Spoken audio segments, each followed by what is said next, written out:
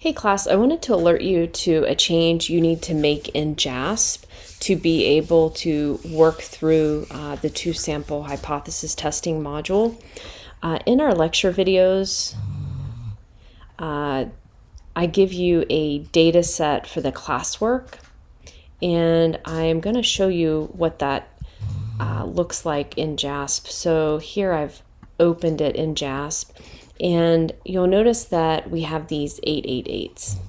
And what this signifies is that data is missing for that particular child, for that particular variable. And so if you try to run a t-test, a two-sample t-test, let's just say, let's just do something simple that we see here. We want to know if pre-bal max, so the maximum balance time before the intervention differs by sex. So we would go to independent samples t-test, and we could put in our pre-bal max and put in our sex, and you see we get this error because what's happening is, and let me go over to descriptives, what's happening is that you'll see here in our frequency table that JASP right now is reading 888 as a legitimate value for sex. So we've got ones, we've got twos, and we've got these 888s, and there's actually 268 of them. Well, and it's saying that there's 0 that are missing. What we want JASP to be able to do is say, okay, when I see that 888, I know that that's a missing value, and I record it as missing. So let me walk you through how to make this change in JASP. So I'm going to close this data file. We don't want to save it. All right, and so what you want to do is you want to go into preferences, and you notice here, here's our missing value list. So basically, if I had any of these values in a cell, JASP would recognize it as missing. I need to add 888, so I type 888 and I click the plus sign, and I'm also going to add 777.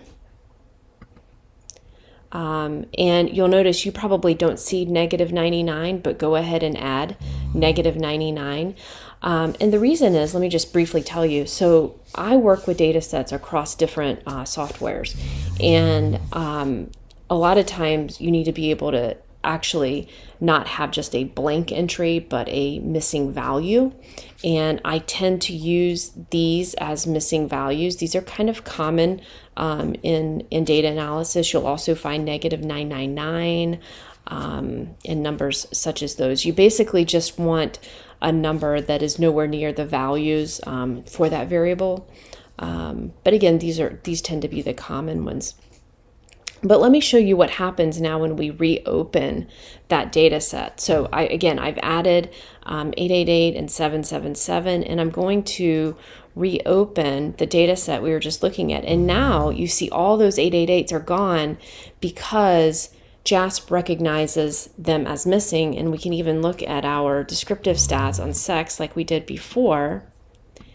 And you see now those 268 that were in 888 are now considered missing.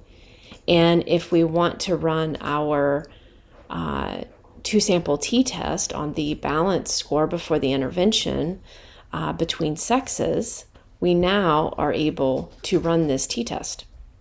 All right, so again, this is just a change you'll need to make before watching the classwork video.